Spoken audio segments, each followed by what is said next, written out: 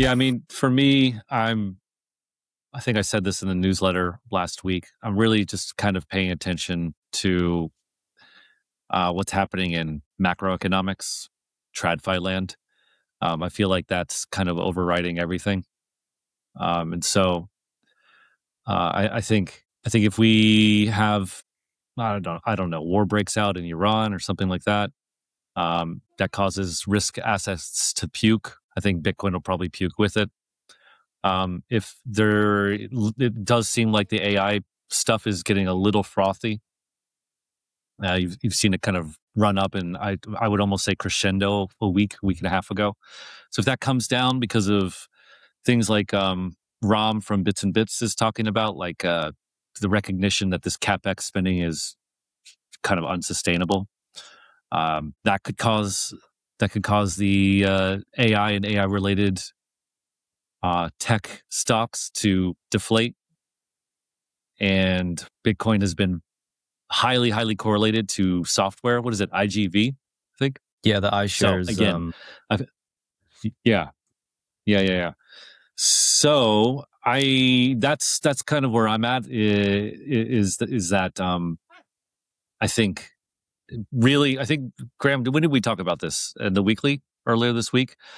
I think maybe the biggest indicator to look for is when Bitcoin starts to diverge meaningfully from risk assets, specifically tech, right? As in, if it stops going down as much or more than tech, or God willing, starts to go up a little bit while tech goes down, that's to me kind of when I think we might have reached the end. Because I think Bitcoin will bottom before TradFi assets. I think that's usually the case. That's kind of where I'm at.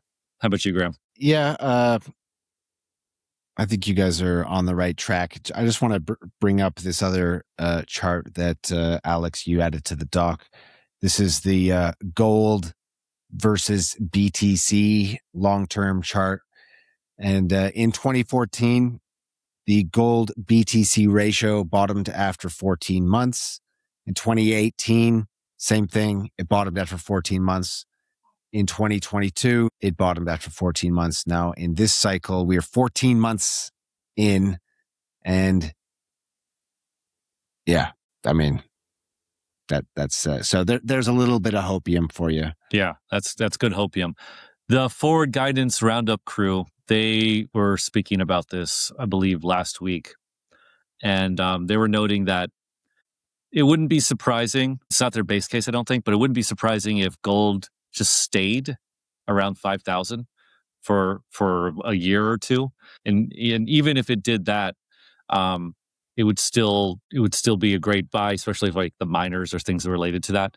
But that would also kind of maybe fit with this thing here, where gold stops moving, right, and stays still, doesn't really lose value, and then Bitcoin and other things run. So we can hope.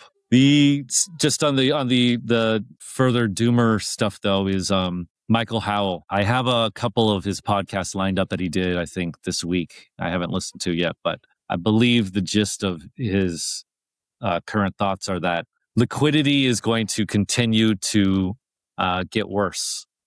And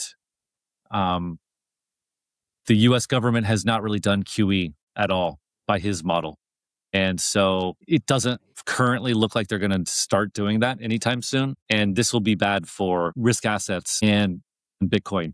Now, here's the wrinkle. I think I've been saying this recently, at least in the newsletter, but Felix from Forward Guidance and Tyler and them in their roundup, they've been on the bandwagon that the economy the U.S. economy is beginning to reaccelerate. That last year was actually a recession, papered over by just the insane capex spending by the AI, kind of kept the markets afloat.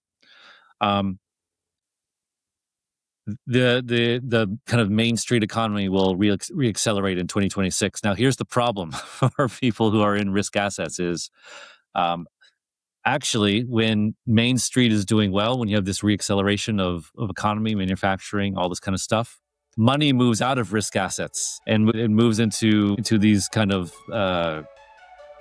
these other areas of the economy. So risk assets don't do particularly well.